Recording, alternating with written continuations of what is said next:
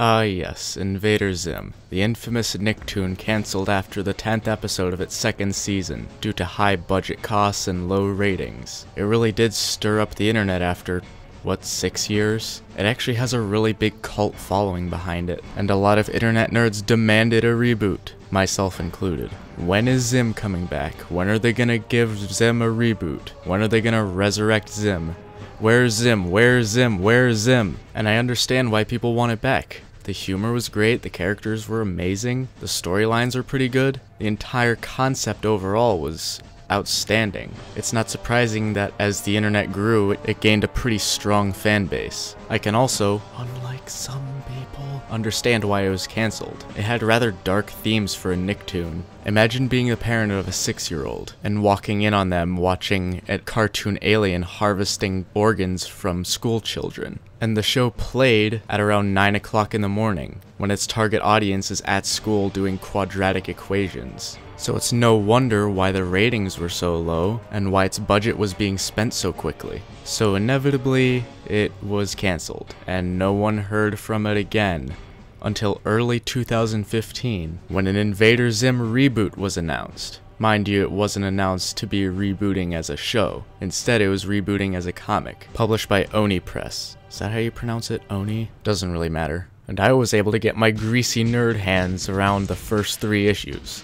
The only 3 that are published so far. And I have to say they're actually really good. Better than I was expecting even. The first 2 issues follow a sort of 2-part storyline, while the third one is just a standalone story. Reading it just feels kind of like watching an actual episode, except instead of voices coming out of speakers, it's just text on a page.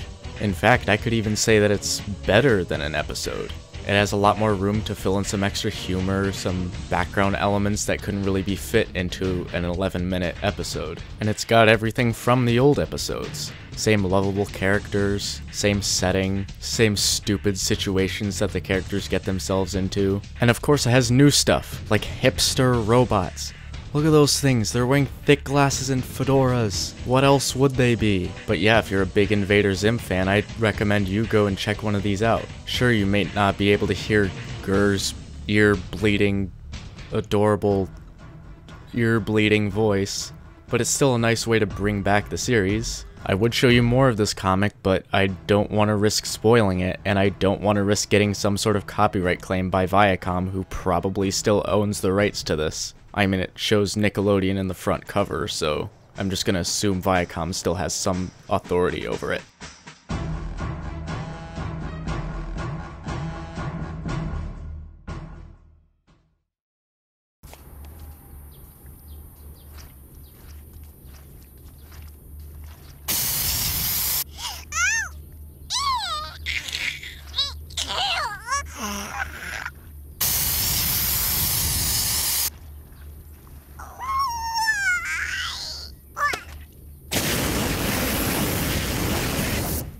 Win for the Urkin army. Clean, lemony, fresh victory is mine.